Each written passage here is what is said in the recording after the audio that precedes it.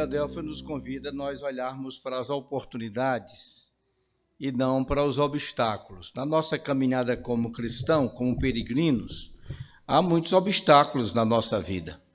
É claro que nós entendemos o que o salmista diz no Salmo 23, quando ele disse que o Senhor é meu pastor, nada me faltará. E aí talvez você fique pensando quantas coisas nos faltam. Mas não é isso que ele está nos prometendo no Salmo. No Salmo ele está prometendo que ele é o nosso pastor e que ele não vai faltar. Mesmo que eu ande pelo vale da sombra da morte, ou seja, não nos vai faltar nada, nem mesmo o vale da sombra da morte, porque o Senhor, a sua presença se fará, o seu olhar presente estará conosco todos os dias. Moisés, até numa conversa, uma ocasião com Deus, Deus diz assim para Moisés, eu não vou mais no meio do povo. Moisés responde, se o Senhor não for conosco, não nos faça sair desse lugar. Então, o convite é olhar para as oportunidades e não para os obstáculos. Apocalipse capítulo 3, versículos 7 até o versículo 13. O texto diz assim, ao anjo da igreja em Filadélfia, escreve, estas coisas diz o santo, o verdadeiro, aquele que tem a chave de Davi, que abre e ninguém fechará, e que fecha e ninguém abrirá. Os irmãos leiam os versículos pares.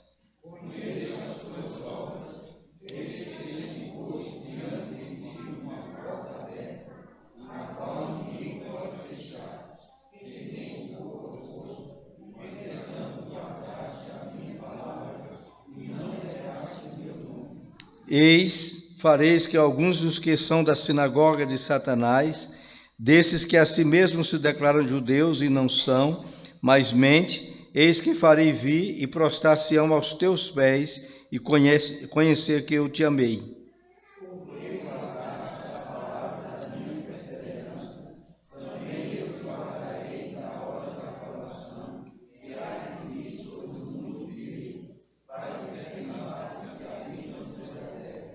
Venho sem demora, conserva o que tens, para que ninguém tome a tua coroa.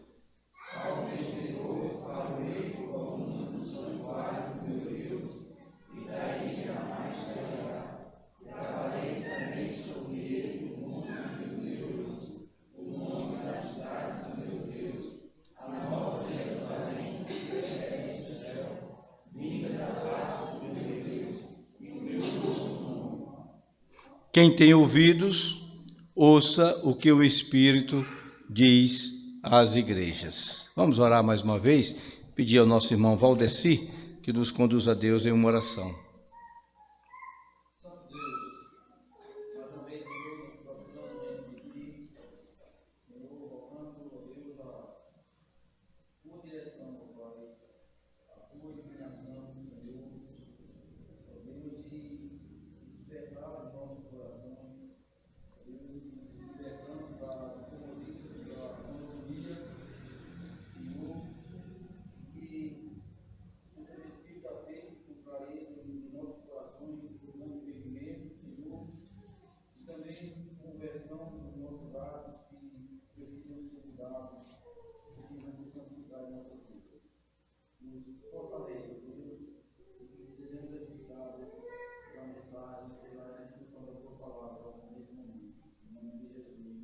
Amém. Conhecendo um pouquinho Filadélfia é a mais jovem de todas as igrejas da Ásia, daquelas 7 igrejas. Filadélfia tem portas abertas como expressão de amor ao próximo, possui o objetivo de ser fiel à palavra e ao nome de Jesus. A igreja que ama o próximo aprenderá que Jesus ama as pessoas que estão além das fronteiras culturais, sociais e étnicas, e é por isso que a igreja faz a obra missionária. E o interessante é que a nossa igreja, a igreja presbiteriana, ela hoje, 60% da sua arrecadação de dízimos e ofertas é destinada à obra missionária. Mesmo que nós aqui, em São Bento do Una, nós não mandássemos nada para a obra missionária, dos dízimos que a nossa igreja arrecada, nós devolvemos 10% ao Supremo Concílio. Desses 10%, 6% está sendo investido na obra missionária. Além disso, nós também fazemos missões, nós ofertamos, nós abrimos trabalhos, nós contribuímos com o presbitério e uma série de outras coisas. Isso é a igreja, demonstração do amor ao próximo. Agora ouça, não é o tamanho da igreja, nem a força da igreja que determina o seu ministério, mas é o seu ministério é determinado pela fé e obediência ao Senhor. Às vezes a gente conhece igrejas bem pequenas, mas que têm um ministério extraordinário, vai além daquilo que se pode imaginar. Outras vezes nós encontramos igrejas grandes, com seus templos grandes, os bons patrimônios, mas não tem a expressão de um ministério. Por quê? Porque são igrejas que não têm fé e nem têm obediência. Isso me faz lembrar o pastor Smith, quando assumiu a igreja de Toronto, no Canadá, e quando ele assumiu, aquela igreja tinha um débito, aquela igreja tinha muitas dívidas, e a igreja estava passando por muitas dificuldades financeiras. Ele assumiu aquela igreja com pouca gente, cheia de débito. Ali numa primeira reunião, eles decidiram que 90% do que a igreja arrecadasse seria investido na obra missionária. E como fazer isso? Eles estavam colocando duas coisas em prática aqui: fé e obediência. E aquela igreja se tornou a igreja que mandou o maior número de missionários para o mundo. Tornou-se uma igreja conhecida, referência, porque desta maneira, com fé e obediência, eles estavam demonstrando amor ao próximo, e amor ao próximo é demonstrado quando nós vamos além das fronteiras culturais, sociais e étnicas. Ainda continuando, Filadélfia é modelo para as demais igrejas. Enquanto todas recebem punições, exceto Esmirna, Filadélfia goza de uma relação saudável com Cristo. Filadélfia recebe palavras de louvor, de encorajamento. Ela representa aquilo que Jesus quer ver em seu povo. E aí a gente começa a conhecer um pouquinho quem era o Senhor aqui. O Senhor não só conhece a igreja, Ele conhece a igreja, conhece a cidade aonde a igreja está inserida. Jesus disse que conhece as tribulações da igreja, mas Ele se apresenta como soluções. Jesus não conhece só a fraqueza da igreja, mas coloca diante dele uma grande oportunidade. E aí a gente vê, Jesus não apenas conhece a pobreza da igreja, mas promete a ela uma grande recompensa, uma gloriosa herança. Jesus não apenas conhece as dificuldades da igreja, mas dá-lhe uma grande garantia. E aí você conhece um pouquinho Filadélfia, está vendo aí no mapa onde é que está, certo? Deu para ver? Você está com o mesmo slide meu?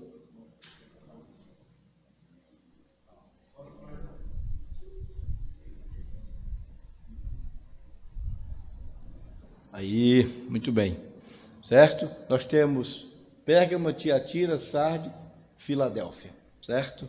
Pérgamo, Tiatira, Sarde, Filadélfia. Ok? Você tem mais uma imagem aí do horizonte da cidade. A cidade de Filadélfia gozava de uma localização estratégica, com acesso a países da Frígia, Lídia e Mídia.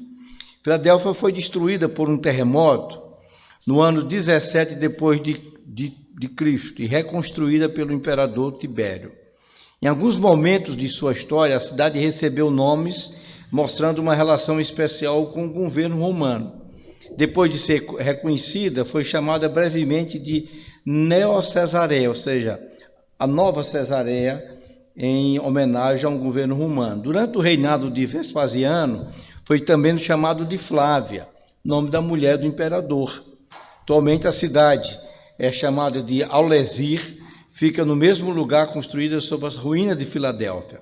Filadélfia foi fundada para ser uma porta de divulgação da cultura e do idioma grego. E aí a gente vem alguns comentários e eu quero convidar você a estar aí com a sua Bíblia. Versículo 7. Versículo 7 diz: ao anjo da igreja em Filadélfia escreve: essas coisas diz o santo, o verdadeiro, aquele que tem a chave de Davi, que abre ninguém fechará, e que fecha ninguém abrirá. Para uma igreja perseguida pelos falsos mestres, Jesus se apresenta como santo e verdadeiro. Cristo é santo em seu caráter, obras e propósitos, sendo Deus confiável e real. Então, é assim que Jesus se apresenta para a igreja de Filadélfia. Estas coisas diz o santo e o verdadeiro. No versículo 8, Jesus diz que conhece a igreja, disse: eu conheço as tuas obras. Eis que tenho posto diante de ti uma porta aberta, a qual ninguém pode fechar. Sei que tem poucas forças. Entretanto, guardaste a minha palavra e não negaste o meu nome.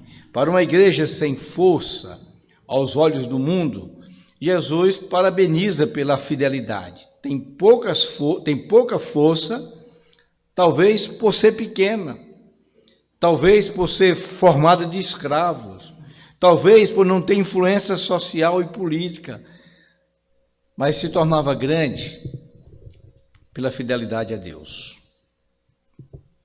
Aí eu chamo a atenção para alguma coisa.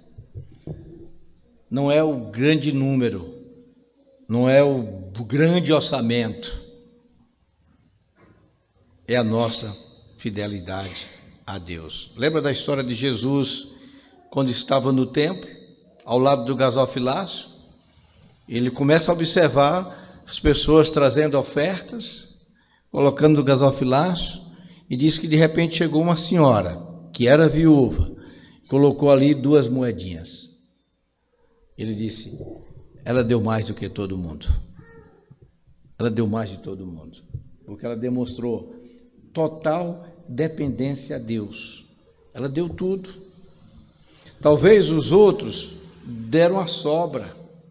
Talvez nós estejamos dando para Deus a sobra do nosso tempo. Talvez estejamos dando para Deus a sobra dos nossos talentos. Talvez estejamos dando para Deus a sobra do nosso dia. Talvez estejamos dando para Deus a sobra dos nossos recursos. E aí Deus usa as coisas fracas para envergonhar as coisas fortes. Nos dias do profeta Elias, depois que Elias profetiza uma seca em Israel, depois que há muitos anos sem chuva, depois que a nascente, lá onde ele bebia água, secou, depois que o povo não trouxe mais pão e carne, Deus diz assim: Elias, levanta, vai para a cidade de Serepta, lá tem uma viúva que vai te sustentar. Lá não é um fazendeiro, não é um oficial do rei, lá tem uma viúva que vai te sustentar. E ele vai para Serepta. Ali ele encontra uma viúva. Chegar na casa da viúva, ele pede que ela faça um bolo. E ela diz assim: há um punhado de farinha e um pouco de azeite na botija, dá para fazer 2 bolinhos, um para mim e outro para o meu filho. Eu vou comer e vamos morrer. Elias diz assim: faz primeiro para mim. Isto é fé, isso é obediência. Isto é fé, isso é obediência. E ela faz. A farinha não aumentou, o azeite não aumentou, mas todos os dias tinha azeite e tinha farinha para fazer bolo, até o dia que Deus fez chover. O milagre aí é diferente do milagre lá dos dias de Eliseu. Os dias de Eliseu é com a mulher diz que seus filhos estão sendo vendidos como escravo para pagar uma conta do seu marido. E Eliseu pergunta: o que é que tens em casa? Ela diz: eu tenho um pouco de azeite. Eliseu disse: então vai às tuas vizinhas, pede vasilhas, não poucas, vazias, entra na tua casa, fecha a porta e deita o azeite na vasilha. Aí sim, o azeite multiplicou.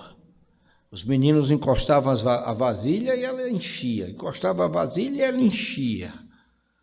Mas isso também exigia fé e obediência, porque Deus usa as coisas fracas e simples deste mundo para envergonhar as fortes. Vamos para frente? Versículo 9. Versículo 9 diz: eis que farei que alguns do que da sinagoga de Satanás, desses que a si mesmos se declaram judeus e não são, mas mente, eis que o fareis vir e prostrar-se-ão aos teus pés e a conhecer o que eu te amei. Havia centenas de divindades naqueles dias, mas somente Jesus podia reivindicar o título de verdadeiro Deus. Os judeus diziam que os crentes não eram salvos porque não eram descendentes de Abraão e por isso não tinha parte na herança de Deus. Mas Jesus diz que não é a igreja que vai se dobrar ao judaísmo, mas é os judeus. É eles que vão reconhecer que Jesus é o Messias e verão que Jesus ama a sua igreja. Versículo 10, para uma igreja que foi fiel a Cristo, Jesus promete guardar das provações, porque guardaste a minha palavra, eu também te guardarei no dia da provação. Há uma provação que há de vir sobre o mundo inteiro, certo? Nós não sabemos o que é que João tem aqui em mente, quando ele fala sobre essa provação, se na mente dele está se referindo à grande tribulação que antecede a vinda do Senhor Jesus Cristo. Mas o que nós sabemos é que João está dizendo o seguinte, que o anjo está dizendo à igreja o seguinte: porque você foi fiel à palavra e guardou a palavra, eu também te guardarei. E aquele que Deus guarda, o maligno não toca. Aquele que Deus guarda, o inimigo não tira das suas mãos. Versículo 11, Jesus fala sobre a sua volta. Jesus convida a igreja a permanecer firme até a sua volta. Eis que venho sem demora. É só mais um pouco. Ele está dizendo assim, só um pouquinho. O dia da recompensa vai chegar. Aguenta firme. Aguenta firme. A coisa está apertada, a coisa está difícil. Aguenta firme. O dia da recompensa vai chegar. Eu venho sem demora. Creia nisso. Versículo 12, Jesus garante que o vencedor será coluna e santuário de Deus. E aí a gente traz algumas implicações para nós na noite de hoje. Primeiro, Filadélfia, uma igreja de portas abertas, colocado pelo Senhor. Portas são a oportunidade de exercer o ministério abençoado e frutífero. E a porta que Deus abre, ninguém fecha. E se Deus não abrir, não chute a porta. E se Deus fechar a porta, também não quebra. Todas as vezes que nós fechamos, ou que nós forçamos, nós nos damos mal. Espere Deus abrir a porta. Havia alguns impedimentos para a manifestação do amor por parte da igreja. Havia aqui dentro um grupinho que a palavra chama aqueles que são da sinagoga de Satanás. Aqueles que se dizem judeus e não são, aqueles que se dizem crentes e não são. É aquilo que a Bíblia chama de joio, o joio que foi plantado no meio da igreja. O poder da igreja não está no seu tamanho, nem da força da sua influência, mas na total dependência de Deus. O poder é proporcional à obediência e à fidelidade da palavra. O propósito da igreja é viver no propósito do Senhor. Fidelidade tem a ver com obediência e compromisso. Nos dias do rei Saul, Saul estava em guerra e Saul queria tomar alguns conhecimentos e Deus não estava lhe respondendo. Samuel não havia chegado e Saul se precipitou e com isso ele perdeu o seu reino.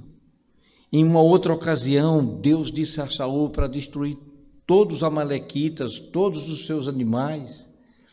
E Saul traz os melhores dos animais. E quando Samuel se aproxima, e ele diz para Samuel que cumpriu com fidelidade a palavra de Deus, Samuel diz assim: e que barulho de mugir é este que eu estou ouvindo? E aí ele sai com uma desculpa, ele diz assim: eu trouxe o melhor para oferecer ao Senhor. E Deus lhe dá a resposta. Tem porventura Deus prazer em holocaustos, em gordura, mais do que se obedeça a sua palavra? Obediência e compromisso é a palavra-chave para a Igreja de Jesus. É a palavra-chave.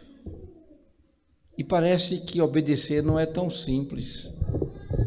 Nós temos a tendência para desobedecer. Mas nós, como cristãos, como peregrinos, nós precisamos entender que precisamos andar neste mundo e manter os nossos olhos fixos em Jesus. Eu gosto muito da expressão do autor aos Hebreus. É nos desembaraçando de todo o peso e de tudo aquilo, de todo o pecado que nos atrapalha.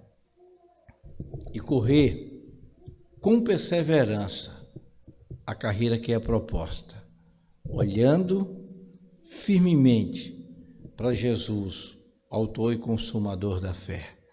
E aí, nesse contexto, a gente poderia encaixar as últimas palavras de Paulo, quando Paulo diz assim: combati o bom combate, completei a carreira e guardei a fé. Já agora, a coroa da justiça está sendo entregue, não somente a mim, mas a todos quanto amam a sua vinda. O que isso tem a ver com a nossa peregrinação? Isso tem a ver que nós precisamos andar neste mundo na obediência, no compromisso, olhando para Jesus, desembaraçando tudo aquilo que é pecado, entender que nós estamos no combate, que Jesus vai nos conceder a vitória e que no final nós receberemos a coroa da justiça. Mas a semelhança dos 24 anciãos, descrito aí no capítulo 4 do livro de Apocalipse, que eu deixo como tarefa para que os irmãos possam ler em casa. Os 24 seres viventes, cada um deles respectivamente com as suas asas. Quando esses seres viventes dão glória, os 24 anciãos vão se prostrar diante daquele que se encontra sentado no trono, adorarão o que vive pelos séculos dos séculos. Sabe o que é que eles fazem com a coroa? Eles depositam no Senhor. A coroa não é nossa, gente. Então, quando Jesus nos entregar a nossa coroa, nós precisamos devolver para Ele. A coroa é dele. Se nós vamos receber, é porque Ele nos capacitou para isso. Então, tirarmos a nossa coroa e entregar ao Senhor, porque Ele é que é digno.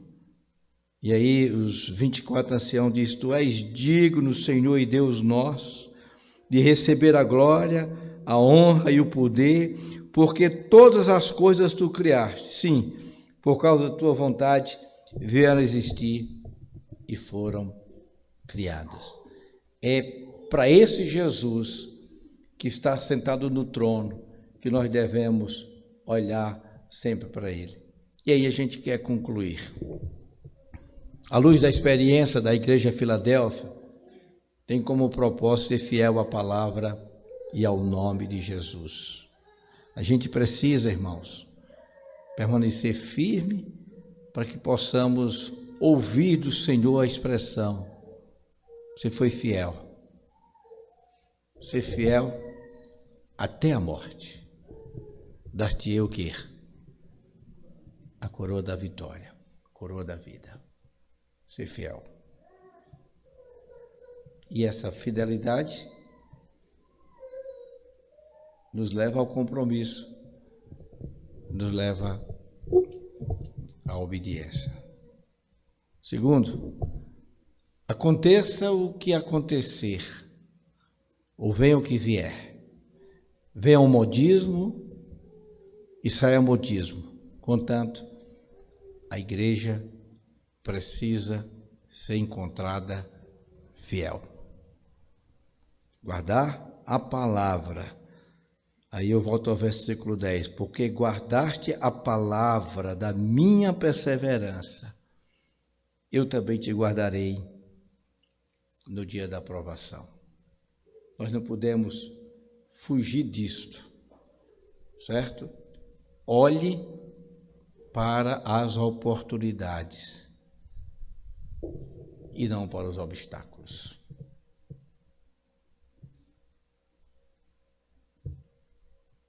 Olhe para Jesus.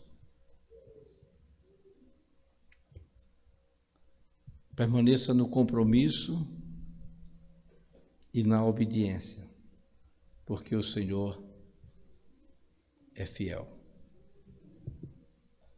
Que Deus nos abençoe.